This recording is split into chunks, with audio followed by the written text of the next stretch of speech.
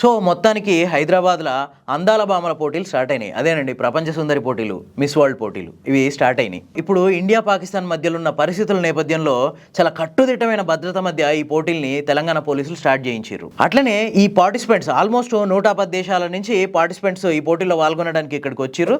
వీళ్ళందరు దిగిన హోటళ్ల దగ్గర కూడా చాలా కట్టుదిట్టమైన భద్రతని తెలంగాణ గవర్నమెంట్ కల్పిస్తుంది. ఇప్పుడు ఇక్కడ జరుగుతున్న మిస్ వరల్డ్ పోటీలు 72వ మిస్ వరల్డ్ పోటీలు. అంటే ఈ మిస్ వరల్డ్ పోటీలు స్టార్ట్ అయ్యి ఇప్పటికి 73 సంవత్సరాలు అవుతుంది. అంతేకాదు 71వ మిస్ వరల్డ్ పోటీలు కూడా ఇండియాలోనే జరిగినాయి. ముంబైలో ఈ వేడుకలు జరిగినాయి. వరుసగా రెండో పోటీ కూడా ఒకే దేశంలో జరగడం ఈ మిస్ వరల్డ్ పోటీల చరిత్రలో ఇదే ఫస్ట్ టైం. అసలు ఈ మిస్ వరల్డ్ పోటీలతో ఇండియాకి ఫస్ట్ ఎట్లా సంబంధం స్టార్ట్ అయింది అంటే 1966లో డాక్టర్ రీటా పారియా అనే ఒక ఆమె ఇండియా నుంచి వెళ్ళి ఈ మిస్ వరల్డ్ పోటీలలో పాల్గొన్నది.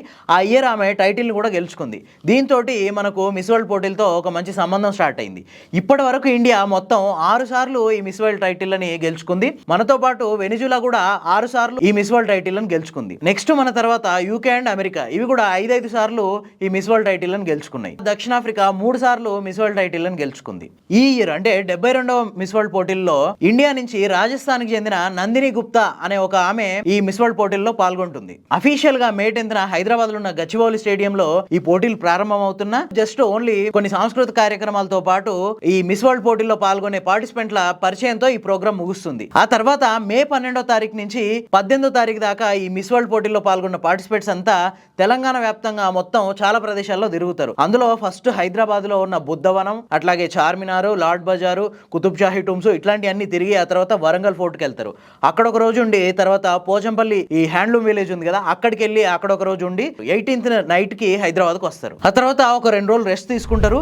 మే 28th నుంచి 24th వరకు ఈ పోటీలు జరుగుతాయి. అంటే ర్యాంప్ వాక్లు, ఫ్యాషన్ షోలు, వాళ్ళకి వేరు విషయాల్లో టాలెంట్ టెస్ట్లు పెడతారు. ఆ తర్వాత మళ్ళీ ఒక 2 రోజులు రెస్ట్. అట్లాగే మే 26న బ్యూటీ విత్ ఏ పర్పస్ అనే ఒక ప్రోగ్రాము హైటెక్స్ గ్రౌండ్లో జరుగుద్ది.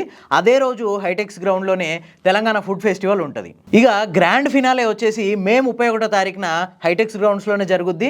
ఆ రోజు సాయంత్రం 5 గంటల నుంచి ప్రోగ్రామ్ స్టార్ట్ అవుతాయి. ఆ టైంలో మిస్ వరల్డ్ని రెడ్ కార్పెట్ పోటీ చేసి మిస్ వరల్డ్ని సెలెక్ట్ చేసుకుంటారు. రాత్రి 10 నుంచి నైట్ 1 వరకు ఎవరైతే కొత్తగా ఎంపికైన మిస్ వరల్డ్ ఉంటుందో ఆవిడకి పట్టాభిషేకం చేస్తారు.